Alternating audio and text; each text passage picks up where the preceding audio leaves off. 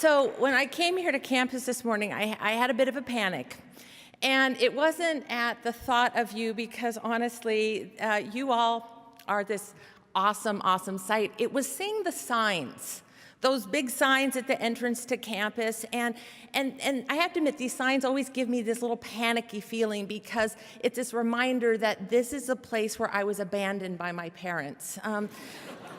This is a place that I was left to kind of figure things out on my own and to wonder, am I even smart enough to be here? But today, these signs gave me this panic, because I knew I was coming here to campus, a place that cultivates knowledge and reveres intelligence, to talk about the dangers of knowledge and the downside of intelligence. Essentially, I was coming here to ask this question: can we actually get too smart? Now, you've probably heard this saying, knowledge is power. But today I want to ask, is there actually more power in not knowing? And I want to make a case for ignorance, and not ignorance as in the lack of education or stupidity, but simply the lack of certainty. My dad had a saying. He used to say, "It looks like someone's gotten too big for their britches." And by this he meant that they were a little too full of themselves, a little too much of a smarty pants. As we gain knowledge and as we gain intelligence and we get smart, can we get a little too full of ourselves? A little too smart for our own good, and maybe even a little too smart for the good of others? I want us to center this conversation today in two questions. They're both questions that I spent years researching and writing about. The first is a question about leadership.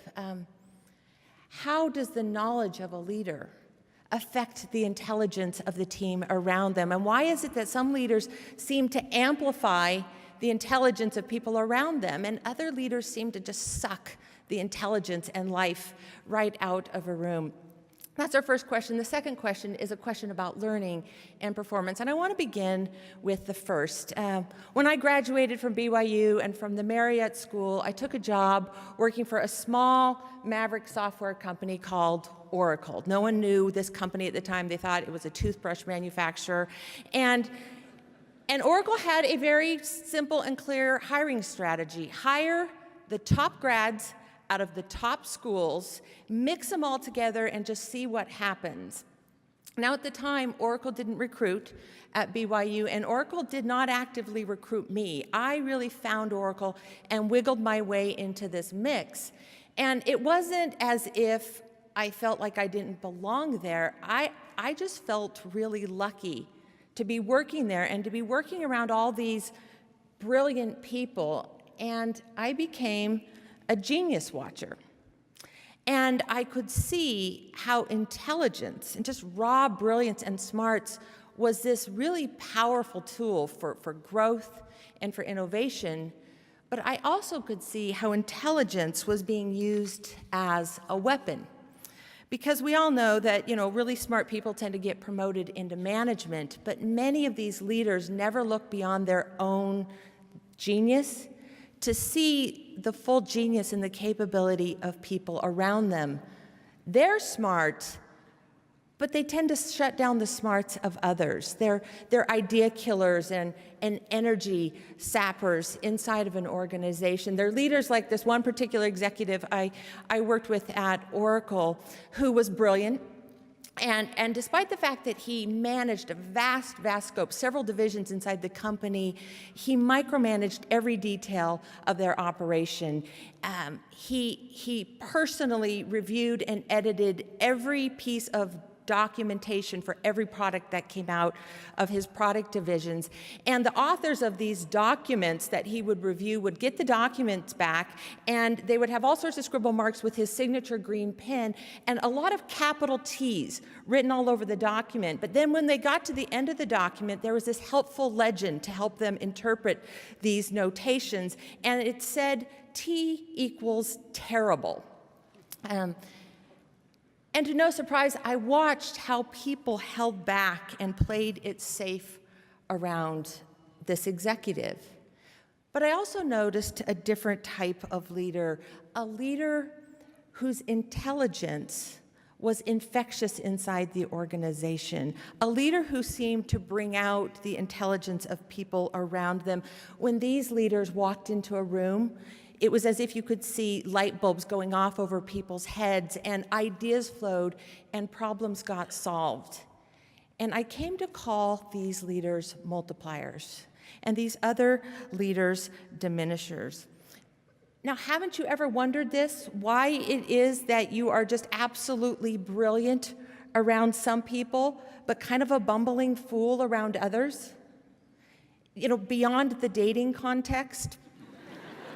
I became really determined to research to find out why some leaders seem to bring out the very best in people around them. And this research showed that these leaders did a number of things alike, but a small number of things very differently. These diminishers issued directives, and they gave direction based on what they could see and what they knew. Whereas these multiplier leaders, they defined opportunities and invited other people to stretch toward them. These diminishers carried with them this belief that no one's going to figure it out without me. Whereas the multipliers held this belief that fundamentally people are smart and they're going to figure it out. And the research showed that these diminisher leaders got less than half of people's intelligence, the available intelligence around them, whereas these multiplier leaders got all of it. It's a 2x difference in the amount of intelligence that was being used by these multiplier leaders. And this difference really comes from how this leader uses his or her own intelligence. One of my favorite multiplier leaders is a phenomenal athlete, and today, a sports franchise owner and businessman, Magic Johnson. And he described this experience he had when he was a young man that shaped the way he led. So, he is a phenomenally talented basketball player. He's in high school. And his coach says to him, Irvin, because this is back when he's Irvin Johnson II, and pre-Magic days, and he said, Irvin, every time you get the ball, I want you to, you might think he would say pass it. He said, Irvin, every time you get the ball, I want you to take the shot. And so he did, and he scored a lot of points, and the coach loved it, and the players loved it because they won every game. They would win with 54 points, let's say, and Irvin would have scored 52 of those points. But the boys loved it because what young boy doesn't want to be on an undefeated team, right? But then after one particular game, Irvin, all the players are leaving the gym, they're going out to their cars, and Irvin notices the faces of the parents, who came, of course, to watch their sons play basketball, but they got to watch the superstar, and he said, I made a decision, at this very young age, that I would use my God-given talent to help everyone on the team be a better player. And it was this orientation he had that actually earned him this nickname of Magic, for this ability to raise the level of play of every team that he ever played on. Leader as multiplier versus leader as diminisher. But that really wasn't even the interesting part of this research, because while I started sort of thinking that these diminishers were these narcissistical, tyrannical kinds of bullies, what I found is that most of these diminishers actually weren't jerks. Most of them were really nice people. And I saw that most of the diminishing that's happening inside of our schools, inside of our workplaces, and I would even venture to say inside of our homes, is happening by really good people who really think they're doing a good job leading. And you might ask yourself, how might I, with the very best of intentions, actually be having a diminishing impact on those I lead, or those I work alongside with, or those I even live with? I call this the accidental diminisher, and it manifests itself in several ways. Maybe you're a bit of an idea guy, the creative thinker who's constantly spouting ideas, thinking that your ideas are going to stimulate other ideas. But actually, people just end up chasing your ideas and shut down. Or the always-on leader, the charismatic leader, always present, always engaged, always something to say. And they think, of course, that their energy is infectious, right? It's almost like, woo! Woo! But people say these leaders are suffocating. You know, what do you do when you see one of these people coming down the hall towards you? Yeah, because then they expand like a gas and take up all the available space, leaving very little room for others. Or what about the rescuer? This is the leader, the person that doesn't like to see people suffer, struggle, make mistakes, and fail, and they extend a hand of help. But they end up leaving people rather helpless. Or the pace setter who's leading by example, setting the example, assuming that other people will see and follow. But when other people conclude they can't catch up, they can't win, these leaders end up creating more spectators than actually true followers. Or the rapid responder, or the optimist, who sees, the can-do leader who sees nothing but possibilities, but also overlooks problems. Because where is learning really born? It's born in the struggle. Becoming a great leader, requires us to understand how our most noble intentions can end up having a diminishing effect. Sometimes we don't see it till much later. This is executive, Mr. T equals terrible.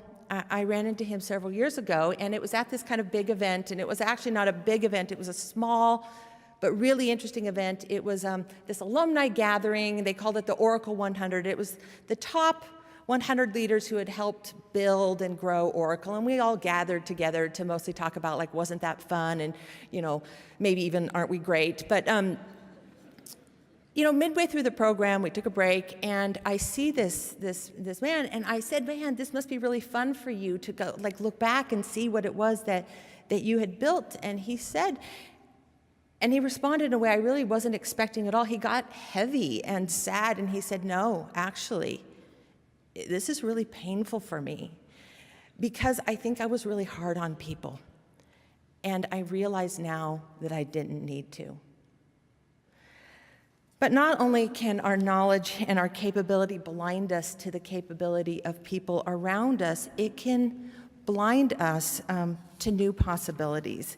I want to turn to the second question. How, as a professional, does our knowledge get in our very own way? And I want to go again back in time, back to Oracle when I am the age of many of you here. I'm just now a year out of graduate school, a year, maybe a year and a half into my career, where I get asked to manage the training function for the company. And that seemed premature to me. But then it was really premature when they said, and Larry Ellison wants a university, so Liz, we need you to build a team and go build Oracle University. And it struck me that this was a grown-up job. This was a job that should be done by one of these kind of people here behind me. This was a grown-up job, and I wasn't yet a grown-up at all. And in fact, my only qualification to run a university is I had recently been at a university.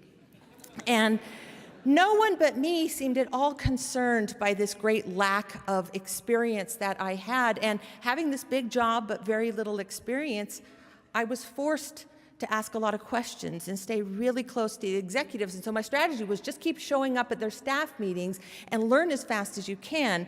And what I learned is once you keep showing up with questions, they expect you to have answers at some point. It's like showing up to a potluck and never bringing anything. At some point, people says, hey, are you going to actually bring and contribute anything? So I was forced to show progress and results, and we were doing a pretty good job. But I took a lot of teasing from the executives about being kind of young for this fairly big job.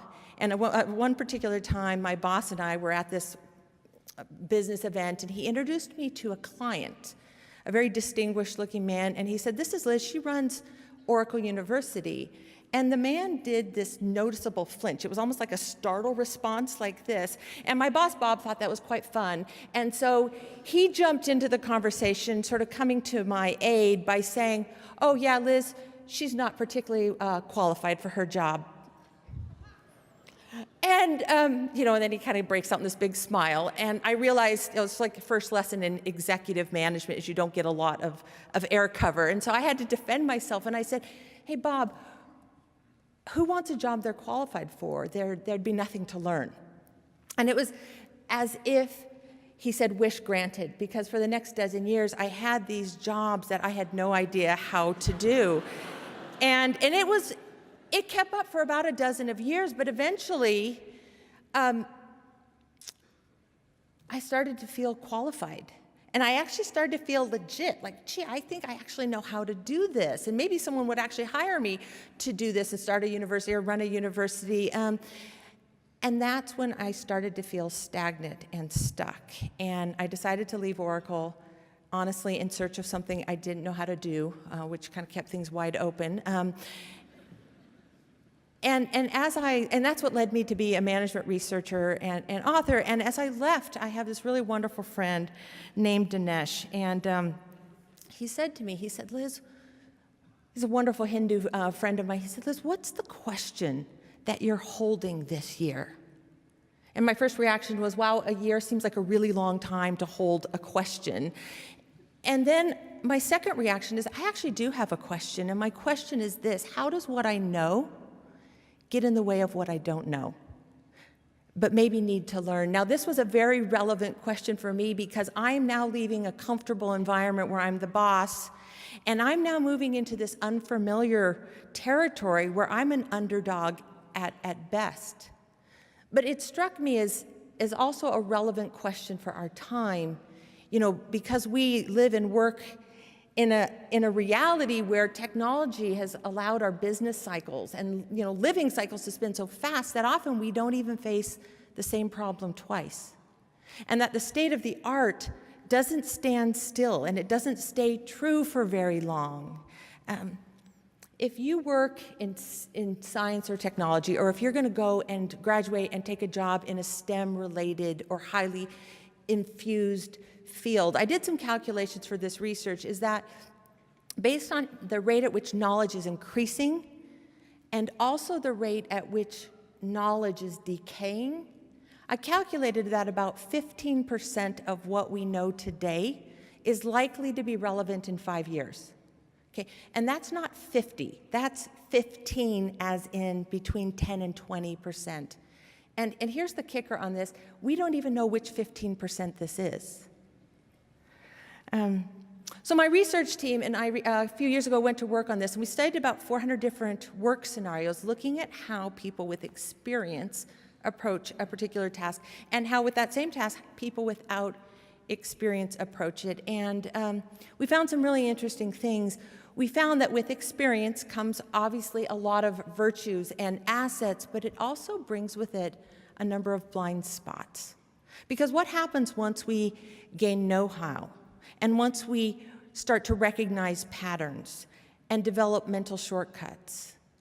I have asked our academic vice president, Brent Snow, to read this off for us, and let me pass this to you. And we should have, could you just read that for us? Phonetically, or? It doesn't matter in what order the letters in a word appear. The only important thing is that the first and last letter are in the right place. The rest can be a total mess, and you can still read it without problem.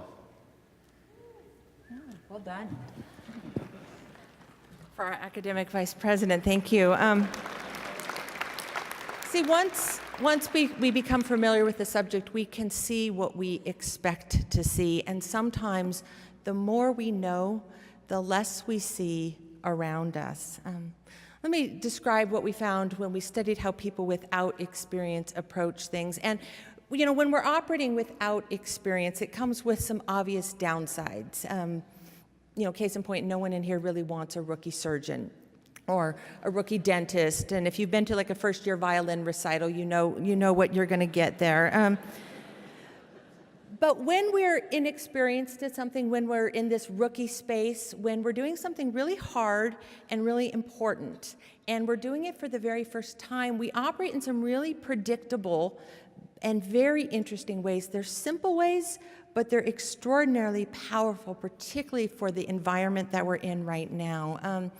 We found that in this rookie mode, and this is whether we're 25 years old or 65 years old, that when we're in this rookie mode, we operate unencumbered, unencumbered by knowledge and a lot of facts even, and so we see more possibilities, we explore more.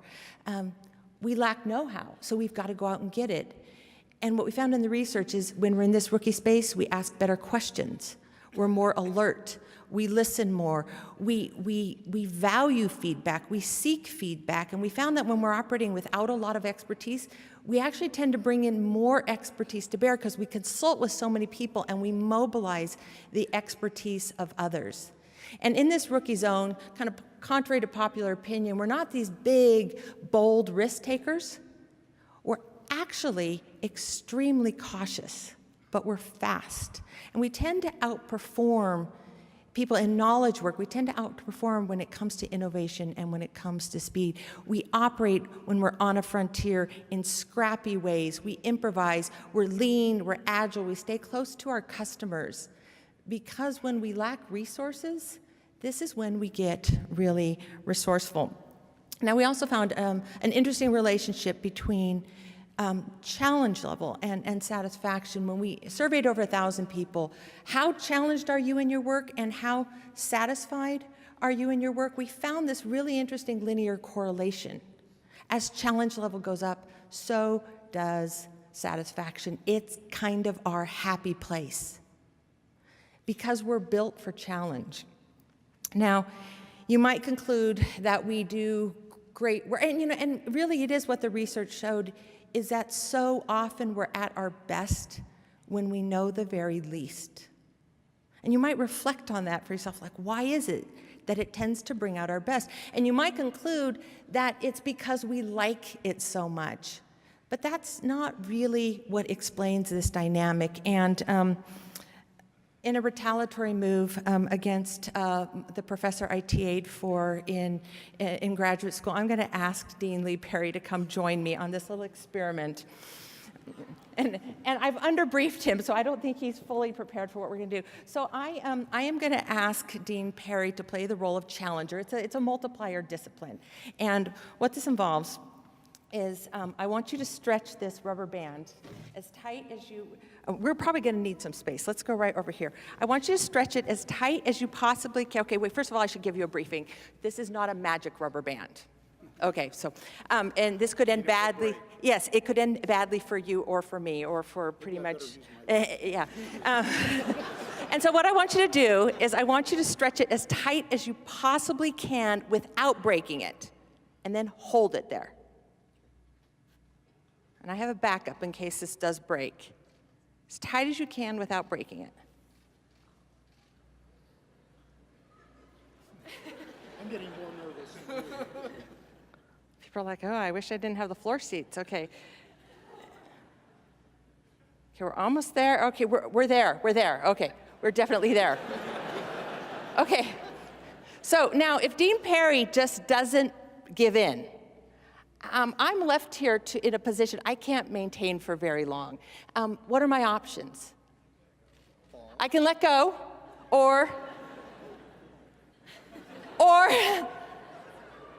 I move closer to him, which is representative of me solving the problem, gaining knowledge, figuring it out, sort of burning through that challenge.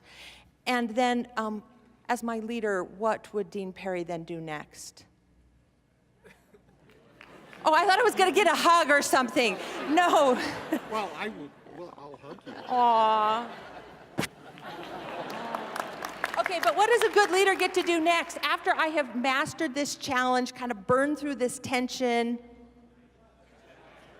Okay, another stretch. Fresno, okay, and there he is. Back to this point of, okay, you're good at this.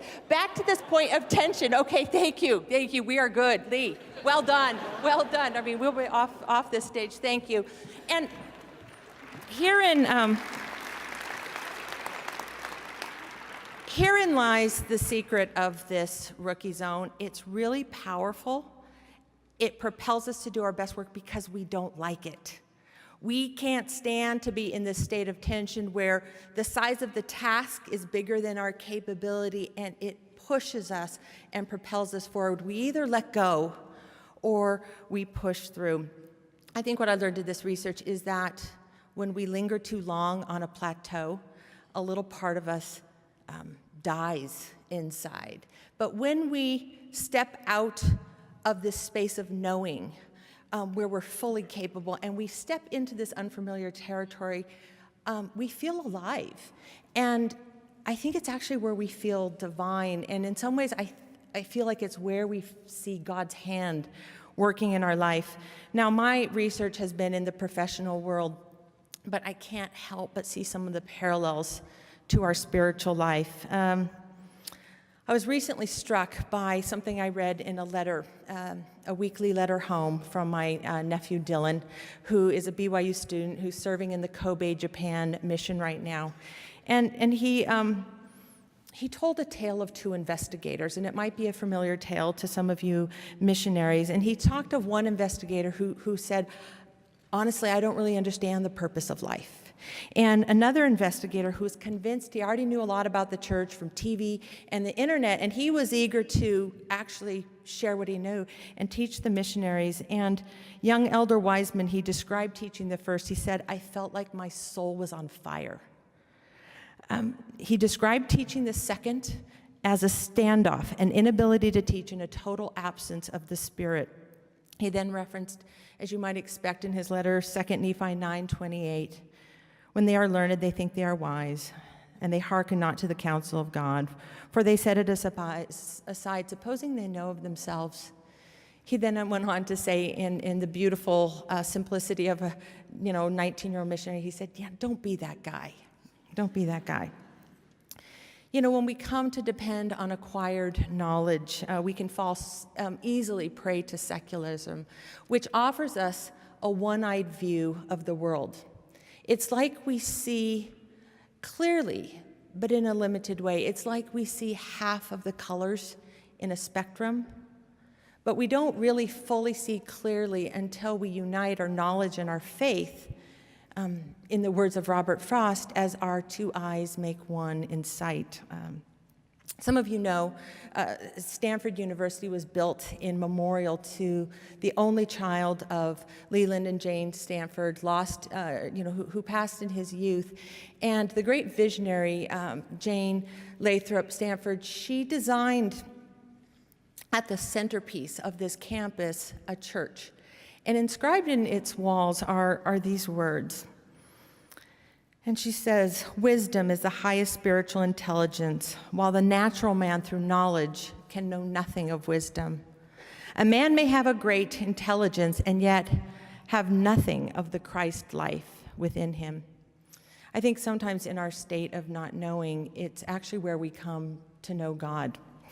It's where we discover. So how do we escape the trap of knowledge? I'm going to share 4 simple things that we can do. The first is to ask more questions. And one of the most powerful shifts we can make as a leader is to shift from this place of knowing and to operate from a place of inquiry.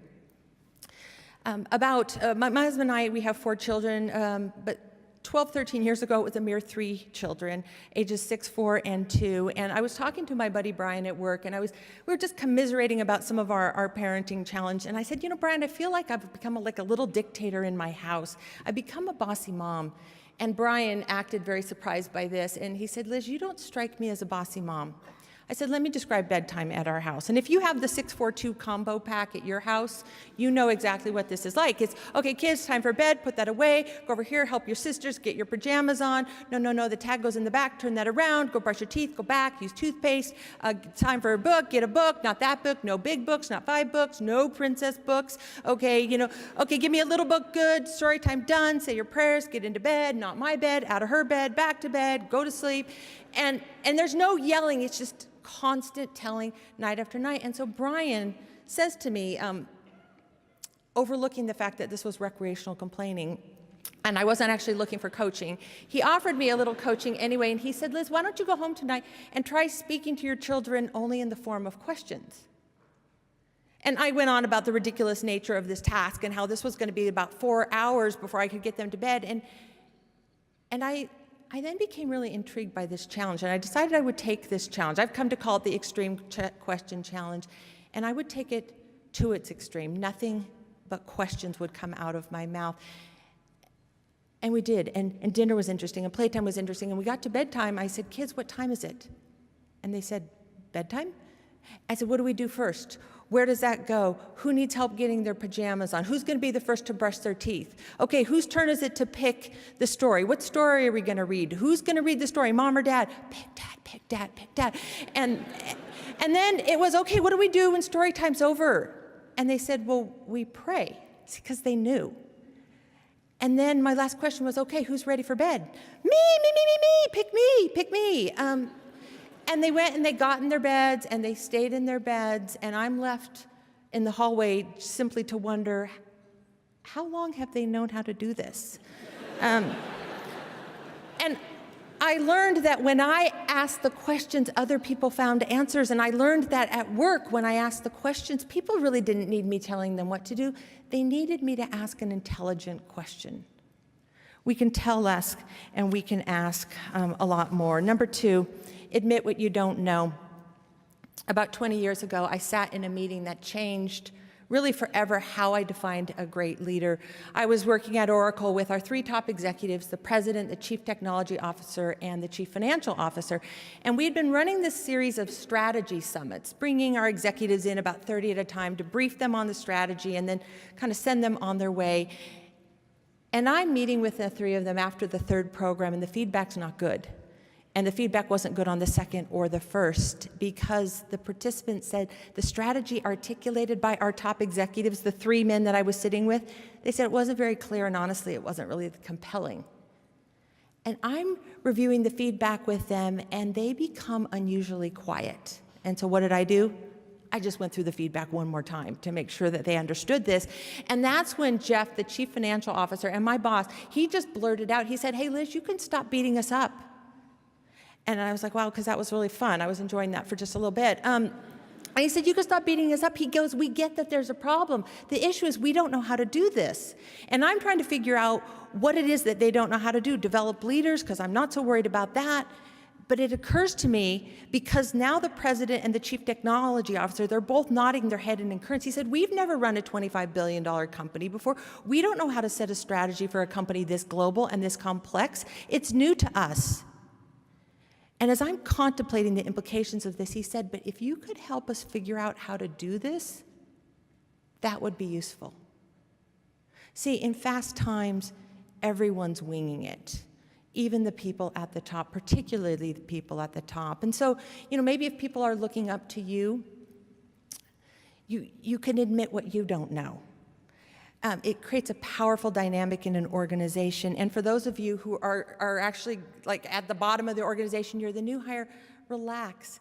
You don't have to pretend, because you're not being hired. Very few people here are actually going to get hired for what you've learned here. You're being hired for your raw intellect and your ability to think and reason and solve problems. Your value will come from the know-how you build, not the know-how that you bring.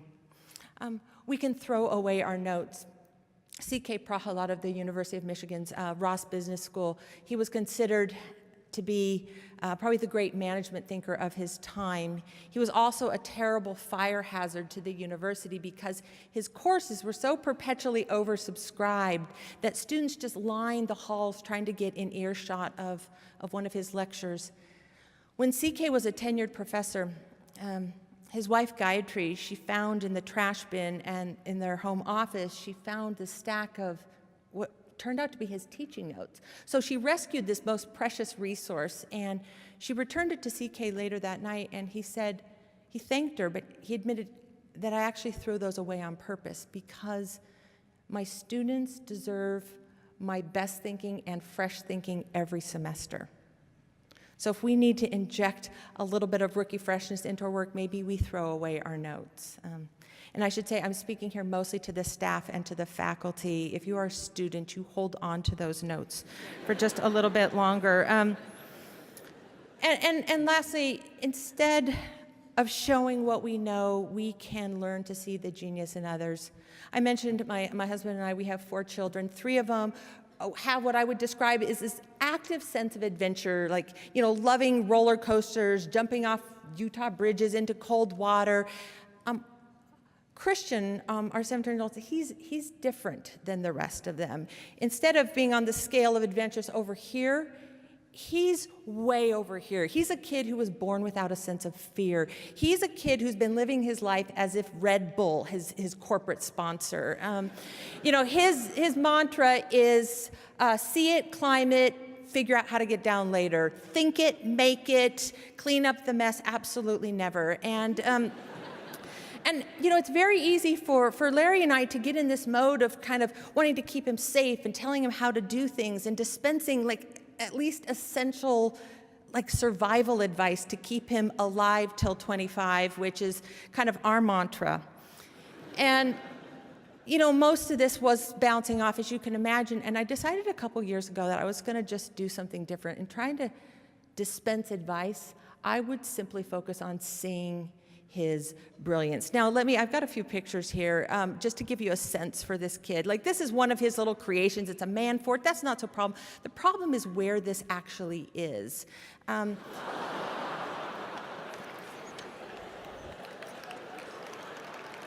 Yeah, I'm glad that you think it's a problem as well. And what's interesting is this was actually on our roof for about 2 months before we discovered it. And I have come to learn to see him differently, where I used to see a dangerous and destructive kid who might kill himself and the rest of us with him. I have come to see a creator, a brilliant innovator, a problem solver, someone who takes initiative, a bold innovator, a fearless missionary. And I see him differently, and nothing makes me happier than that special look that I like to think is reserved just for Mom, and it's that look when he's done something kind of ingenious. And one of my favorites was coming home recently to find out, he told me that he had gashed open his shin, had a big 2-inch gash, and of course I'm getting alarmed. And then he rolls up his pant leg to show me that he just stitched it up himself. And we should probably take that image off the screen now for those of us who don't feel so good looking at that. And my first response was, how scary. And then I just suppressed that and I said, how brilliant. How brilliant and how cost effective for your father and me that you've done that. So we are just about out of time. So let me sum up by saying, ironically, here's what I know, is that we're so often at our best when we don't know. That the best leaders don't have the answers. The best leaders have really good questions, and they use those questions and their own intelligence to bring out the genius in the people around them. The great philosopher Bono was describing the great artist George Clooney, and he compared him to these two British prime ministers from the 1800s, and he said, it's been said that after meeting with the great British Prime Minister William Ewart Gladstone, you left feeling he was the smartest person in the world. But after meeting his rival, Benjamin Disraeli, you left thinking you were the smartest person.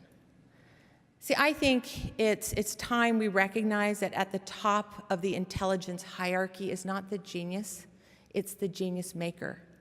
And I think we need to recognize that we tend to do our best work when we're on the outer edges of what we know, when we're doing something hard and new, and we're growing through challenge.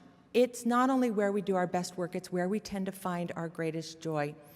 For those of you lucky ones who are going to be taking jobs, I hope some of you will take jobs that you're not fully qualified for and tell yourself, who wants a job you're qualified for? There'd be nothing to learn. So yes, let's gain knowledge, but let's not get too big for our britches. The best leaders are restless learners. They're perpetual rookies. They realize that right now, it's not what you know that counts, it's how fast you can learn.